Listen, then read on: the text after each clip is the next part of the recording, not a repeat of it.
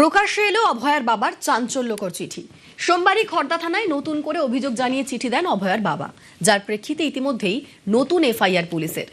সেই চিঠির ছত্রে ছত্রে ভয়ঙ্কর নিষ্ঠুরতার অভিযোগ। আমার মেয়েকে তাড়াতাড়ি পুড়িয়ে দিয়েছিল, সেই ব্যাপারটা নির্মল ঘোষ, সঞ্জীব মুখার্জি আর সোমনাথ দে, কেন এর কি উদ্দেশ্য ছিল?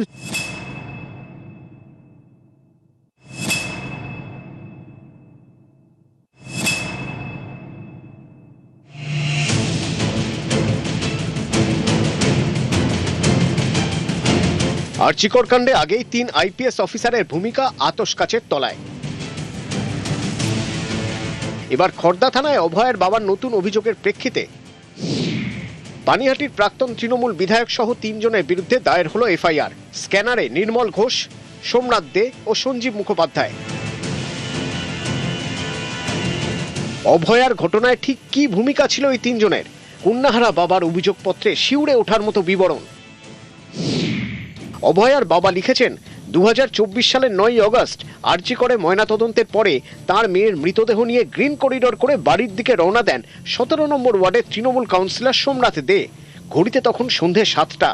অভয়ার বাবার দাবি, পানিহাটির সে সময়ের বিধায়ক নির্মল ঘোষ, প্রাক্তন কাউন্সিলর সঞ্জীব মুখার্জি সহ অন্যরা তাঁর বাড়িতে জোর করে ঢোকেন।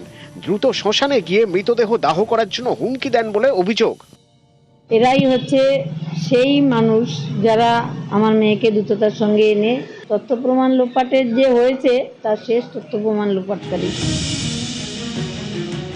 অভিযোগপত্রে অভয়ার বাবা লিখেছেন, শেষ যাত্রার সময় সামাজিক আচার অনুষ্ঠান করার আগেই জোর করে তার মেয়ের মৃতদেহ নিয়ে যাওয়া হয় পানিহাটি শ্মশানে।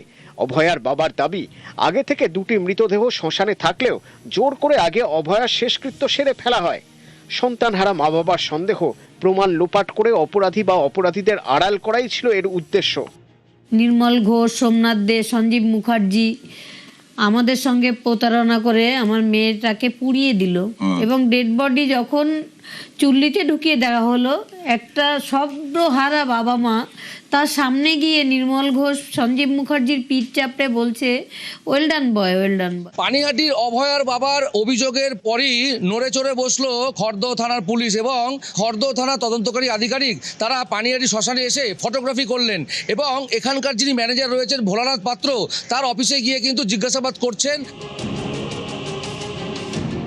অভয়ার বাবা শেখর দেবনাথের দাবি, ঘাট সার্টিফিকেটে তথ্য প্রদানকারী হিসেবে সই করেছিলেন প্রাক্তন কাউন্সিলর সঞ্জীব মুখোপাধ্যায়, যাকে তিনি চিনতেন না। দাহ করার যে কাগজ, সেখানে নাকি তিলোত্তমার বাবা মার সই ছিল না। সই ছিল না, সঞ্জীব মুখার্জি সই করেছিল। সই তো আমার আছে, একদম স্পষ্ট পুরো নাম দিয়ে লিখে করেছি, মানে শর্ট সিগনেচার করেও নিইনি। নিচে আমার ফোন নাম্বার, টেলিফোন নাম্বারটাও দিয়ে রাখা আছে। কারণ কেন করতে এগুলো? কোভিডের সময় অভয়ার পরিবার আপনাকে বলেছিল দায়িত্ব নিতে? অবশ্যই। শেখর দেবনাথের অভিযোগের ভিত্তিতে খড়দা থানার পুলিশ ভারতীয় ন্যায় সংহিতার 9টি ধারায় এফআইআর দায়ের করেছে। বিএনএস এর 238 নম্বর ধারায় প্রমাণ লোপাটে ভুল তথ্য দেওয়া, 255 নম্বর ধারায় অপরাধীকে আড়াল করতে আইন ভঙ্গ, বিএনএস এর 3 নম্বর ধারার 5 নম্বর উপধারায় একই উদ্দেশ্যে একাধিক ব্যক্তির সংগঠিত অপরাধ, 301 নম্বর ধারায় মৃতদেহের প্রতি অসম্মান ও শ্মশানে অনধিকার প্রবেশ, 61 নম্বর ধারায় অপরাধমূলক ষড়যন্ত্রের মতো গুরুতর ধারায় মামলা রুজু হয়েছে। বিরলের মধ্যে বিরলতম অপরাধ, সেই ক্ষেত্রে যদি সিবিআই এই ধরনের তদন্ত করে, যার জন্য আবার নতুন করে এসআইটি গঠন করতে হয়, তাহলে আসলে সোর্সের মধ্যে ভূত লুকিয়ে আছে বলে আমাদের ধারণা। যদি এই দাহ কার্য নিয়ে কোনো অন্যায় কিছু থাকে, নিশ্চয়ই সিবিআই সেটা খোঁজ নিত। এরপরে না বিপদে পড়া পরিবারকে পাড়া প্রতিবেশীরা সাহায্য করতে যেতে ভয় পাবে, এমন কিছু করবেন না। কুণাল বাবু, আপনাকে খোলা প্রশ্ন, আপনি উত্তর দিন। এত কিসের তাড়া ছিল?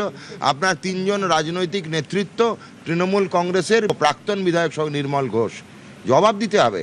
এগিয়ে আসুন, জবাব দিন আপনারা। মুখ্যমন্ত্রী হিসেবে শপথ নেওয়ার পরই আরজিকর কাণ্ডে 3 আইপিএস অফিসারকে সাসপেন্ড করে তদন্তের আওতায় আনেন শুভেন্দু অধিকারী। এরপর গত রবিবার পানিহাটিতে গিয়ে অভয়ার পরিবারকে সুবিচারের আশ্বাস দেন তিনি। অভয়া বলিনি, মানুষ আমাদের জিতিয়েছে অভয়ার বিচার দিতে। আমার লিমিটেশনের মধ্যে আমি কমিটেড, আমি কমিটেড, আমি কমিটেড। মুখ্যমন্ত্রী একথা বলার পরই খড়দা থানায় অভিযোগ দায়ের করেন শেখর দেবনাথ। এ ব্যাপারে প্রাক্তন তৃণমূল বিধায়ক নির্মল ঘোষ ও পানিহাটির প্রাক্তন চেয়ারম্যান সোমনাথ দের কোনো প্রতিক্রিয়া পাওয়া যায়নি। নিউজ 18 বাংলা।